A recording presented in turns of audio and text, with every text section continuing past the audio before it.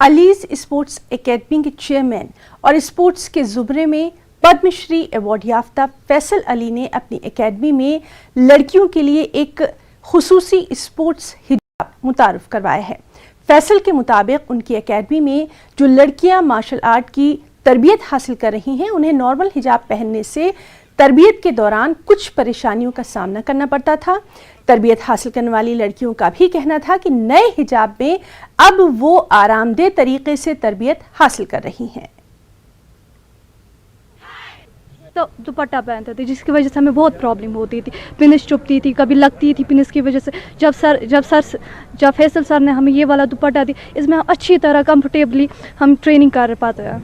इसमें पिन लगाने की जरूरत पड़ रही है? नो सर, बहुत ही कंफर्टेबल है। पहले हम एक नॉर्मल हिजाब पहनते थे जिसमें पिन्स भी लगती थी और हम अगर कभी गिर जाते थे या हमें कभी ट्रेनिंग के दौरान कोई पंच या कोई किक लगती थी, तब हमें जब पिन से थोड़ा दर्द होता था, फिर बहुत ज़्यादा प्रॉब्लम होती थी उससे। अब हमने ये हिजाब लगाया तो ये फ्लेक्सिबल भी है और ये कंफर्टेबल भी है, इससे हम आराम से ट्रेनिंग कर सकते हैं। हाँ, आप जब देखेंगे यहाँ पर कश्मीर में ऑलमोस्ट जितनी भी लड़कियाँ ट्रेनिंग करती हैं डिफरेंट स्पोर्ट्स में, जैसे कि जो कॉम्बैट स्पोर्ट्स है, लाइक अगर मार्शल आर्ट्स की बात करेंगे या अभी रग्बी अगर फील्ड हम देखेंगे उसका, वहाँ पर लड़कियाँ वो अपना जो उनका होता था हिजाब, वो उसमें पिन्स विन्स लगाती थी, वो कंफर्टेबली ट्रेनिंग नहीं कर पाते थे उसमें।